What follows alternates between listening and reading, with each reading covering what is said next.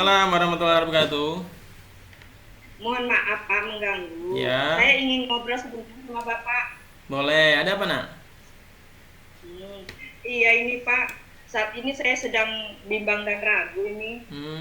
Apa kira-kira yang membuat kamu bimbang dan ragu ini? Boleh cerita? Hmm, Iya Pak, begini.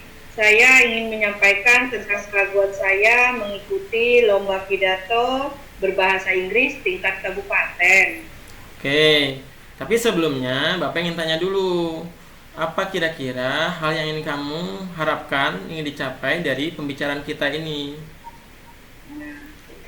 Harapan saya setelah berdiskusi ini, saya dapat menemukan solusi dari masalah ketidakpercayaan diri saya ini. Oke, jadi permasalahannya adalah ketidakpercayaan diri. Nah, sekarang Ya, eh, hal-hal apa saja yang sudah kamu persiapkan dan sudah dilakukan untuk menghadapi lomba pidato bahasa Inggris ini? yang pertama yang sudah saya lakukan, saya mencoba mengikuti les bahasa Inggris dan juga belajar secara mandiri di rumah. Ya. Dan yang kedua, saya mencoba belajar menghafal teks pidato dalam bahasa Inggris. Wah, luar biasa. Sebenarnya sudah banyak yang kamu lakukan. Nah, ya. Kalau boleh tahu hal-hal apa saja yang sudah kamu kuasai dengan banyaknya usaha yang kamu lakukan itu? Saya merasa sudah mampu berpidato dalam bahasa Inggris dengan baik, sesuai dengan tata bahasa dan kaidah berbahasa Inggris. Wah, seharusnya sudah percaya diri ya. Tapi coba kamu pikirkan kembali, siapa tahu ada hal-hal yang memang kamu belum pelajari sehingga belum bisa menumbuhkan rasa percaya dirimu ini. Oh iya ada Pak. Oh, apa itu? Nah, saya itu merasa grogi jika harus berbicara di depan umum, apalagi ini tingkat kabupaten loh Pak. Nah, luar biasa. Sebetulnya kamu sudah menemukan masalah dan kelemahanmu sendiri. Nah, sekarang apa rencana selanjutnya yang harus kamu lakukan? Nah, saya akan mencoba berlatih berpidato di depan teman sekelas saya dan meminta mereka untuk menilainya.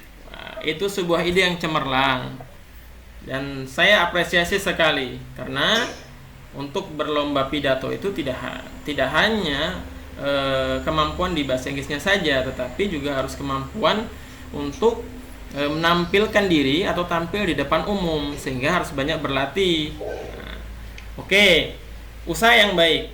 Nah, selanjutnya siapa yang akan membantumu dalam menjalankan komitmen ini? Kalau menurut saya sih teman sekelas dan guru mata pelajaran bahasa Inggris Pak.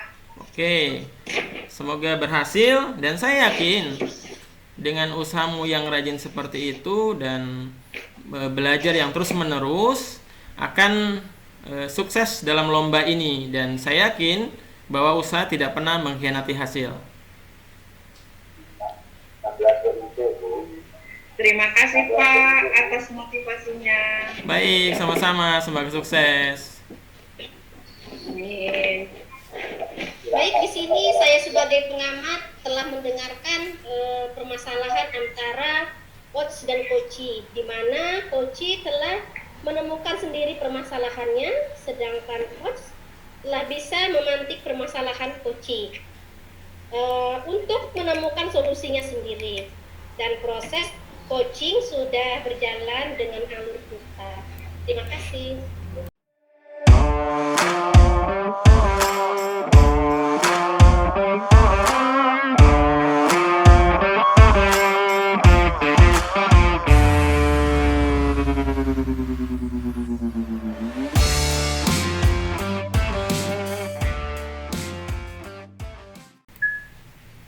Assalamualaikum Bu.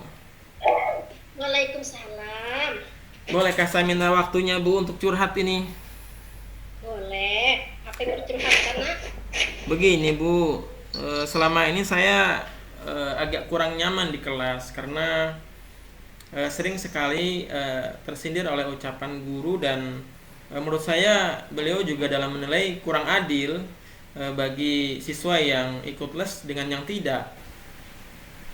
Sebelumnya, apa Ibu boleh tahu apa yang membuat yang kamu inginkan dari curhatan kita ini? Ya, saya berharap sih dengan selesainya curhat ini saya bisa nyaman di kelas kembali dan tidak ada lagi kecurigaan saya atau dugaan saya mengenai penilaian itu.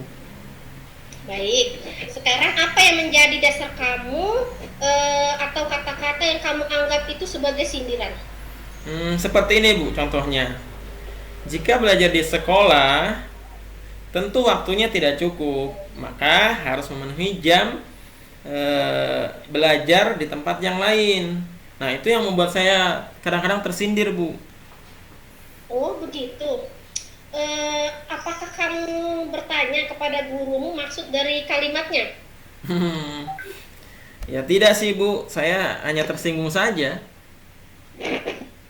Oh, baru perasaan kan? Berarti baper ceritanya ini. Ya, nampaknya begitu Bu. Oke, sekarang apa yang membuat kamu merasa bahwa penilaian guru tersebut tidak adil? Saya merasa saya sudah mengerjakan tugas dengan sebaik-baiknya.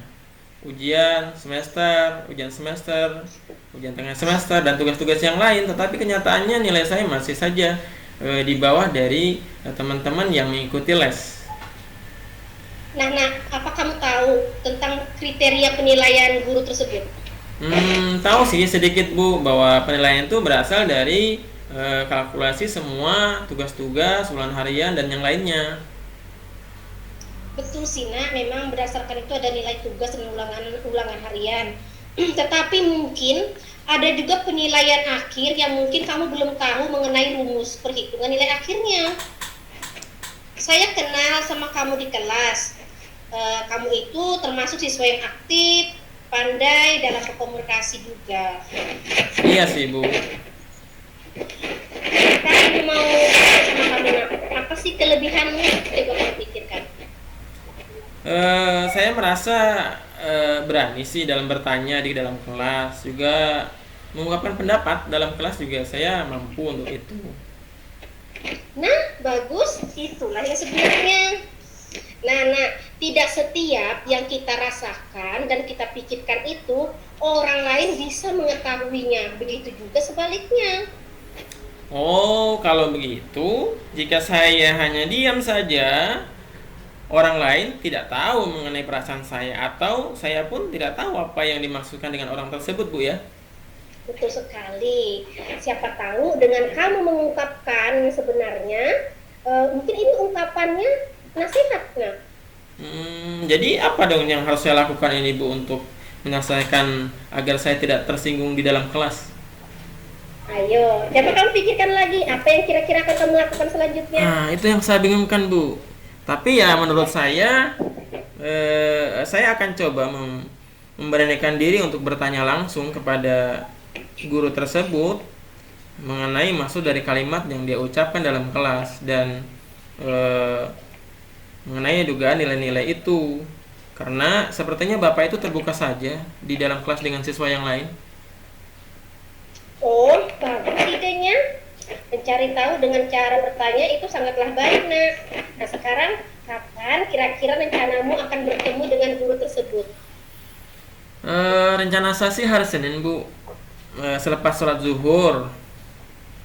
Kira-kira siapa yang akan menemanimu nanti bertemu dengan guru tersebut, Nak? Rencana saya yang nemani saya adalah Doni, karena dia juga kebetulan adalah ketua kelas saya. Oke, kalau begitu semoga kamu sukses, Nak ya. Terima kasih, Bu. Ya, sama-sama. Oke, saya akan mengomentari dari perspektif ini. Saya sebagai pengamat telah mendengarkan pembicaraan Bu Erna sebagai coach dan Aris sebagai coach.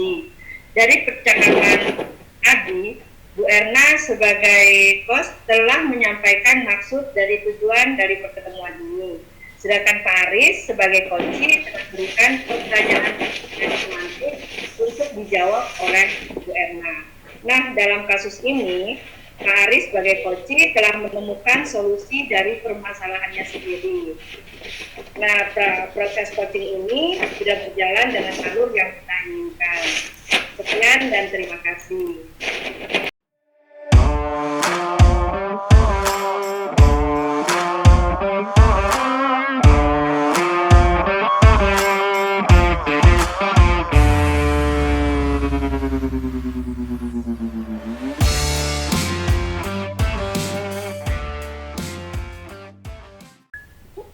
Oke. Nah, Assalamualaikum Bu. Waalaikumsalam warahmatullahi wabarakatuh. Boleh minta waktunya sebentar Bu untuk diskusi? Boleh. Apakah perlu tempat khusus, Bu? Iya Bu, karena ini sedikit pribadi, jadi jika boleh usul bagaimana jika kita diskusinya di ruangan bimbingan konseling? Boleh. Kenapa, Bu? Nampaknya murung ini, tidak secerah seperti biasa. Iya nih Bu, lagi tidak enak hati saya ini Bu. Waduh, urusan hati nih. Jadi apa tujuan diskusi ini? Mau curhat atau solusi? Keduanya sepertinya Bu. Mari kita awali dengan apa yang menyebabkan guru ceria ini tidak enak hati. Gini loh Bu, kemarin itu kan saya supervisi dengan pengawas. Ya. Nah, saya itu tidak memakai buku teks di kelas. Padahal kan Bu, pada kurikulum yang sekarang kan itu tidak masalah Bu. Oh begitu. Nah, lebih parahnya lagi Bu, saya itu ditegur sama kepala sekolah. Sepertinya pengawas itu sudah melapor sama kepala sekolah Bu. Walah, begitu tuh ceritanya.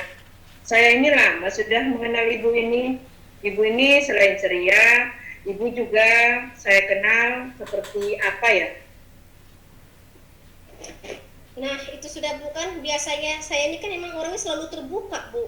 Dan saya juga selalu menerima saran dan kritikan dari orang lain juga. Terus apalagi ya? Itu tuh yang sering ramai dibicarakan di kantor. Nah, itu juga Bu, saya kan seperti yang Ibu tahu, saya ini orangnya humoris. Nah, itu yang saya kenal dari ibu. Saya yakin dengan kelebihan yang ibu miliki, pasti bisa menerima dan melaksanakan masukan yang sportif dari atasan maupun teman sejawat kita. Iya sih Bu. Bu, memang dalam kurikulum kita tidak diwajibkan membawa teks di dalam kelas, tetapi alangkah baiknya kita menanamkan literasi dari sumber buku juga sumber lainnya. Nah, coba kita bayangkan, jika anak-anak kita membaca karena kita tidak membiasakannya. Iya ya Bu, betul juga Bu. Memang sih selama ini literasi kita dan anak-anak sangat menurun sekali, apalagi selama pandemi COVID terjadi kehilangan pembelajaran yang sangat drastis. Terutama dalam literasi Bu ya. Sama sekali Ibu, mungkin ini salah satu keinginan pengawas kita agar anak-anak kita tetap membawa dan memberdayakan buku teks. Iya benar Bu, itu mungkin keinginan pengawas dan kepala sekolah Bu ya. Iya Bu, sepakat saya. Kedepannya saya ingin tetap mengajar dengan nuansa yang menyenangkan, berpihak pada murid juga, namun juga tidak meninggalkan literasi lewat buku teks Bu. Nah, kalau begitu, langkah apa yang kita lakukan supaya bisa mengembalikan semangat kita dalam berliterasi bersama murid dan semangat dalam menerima saran dan masukan dari atasan? Saya sih akan perlu sering mindfulness sepertinya ini Bu, biar saya itu menyadari penuh apa yang telah saya perbuat dan selalu semangat mempelajari hal-hal baru ke depannya. Bagus sekali Bu. Kembalikan semangat Ibu dengan buku teks. Saya yakin Ibu bisa dengan kekuatan yang Ibu miliki, guru yang semangat, humoris, mampu menerima perubahan. Mari kita ciptakan literasi melalui pembiasaan membaca buku di sekolah. Baik Bu, saya siap. Saya akan menghadap ke kepala sekolah, menyampaikan permintaan maaf saya dan juga kepada pengawas, dan akan tetap menjadi guru yang semangat, humoris dan menerima perubahan positif dalam diri saya. Ya, alhamdulillah. Ibu tetap semangat ya Bu, dan jangan lupa bahagia, tetap ceria seperti biasa. Terima kasih ya Ibu atas masukannya dari diskusi ini. Ya, terima kasih kembali. Semangat Bu. Baik, dari kasus ketiga ini saya ingin berkomentar.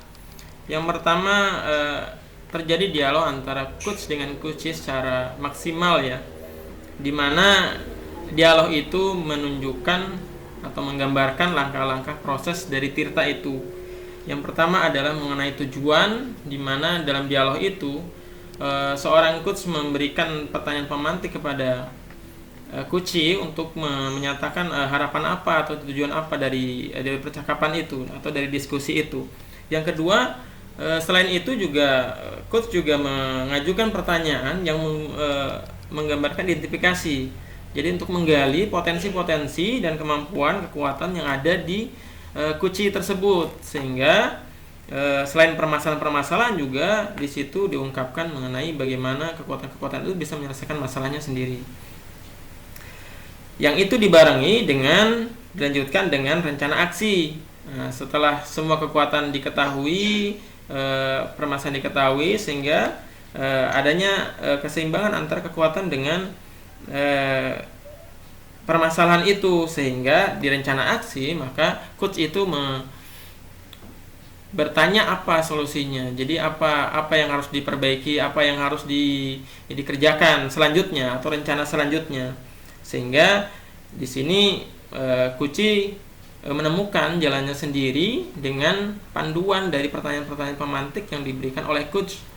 Nah, sehingga di akhirnya sebagai tanggung jawabnya coach menemukan solusi dengan cara meminta maaf kepada pengawas dan kepala sekolah sebagai tanggung jawabnya. Terima kasih, mungkin itu yang bisa saya sampaikan. Assalamualaikum warahmatullahi wabarakatuh.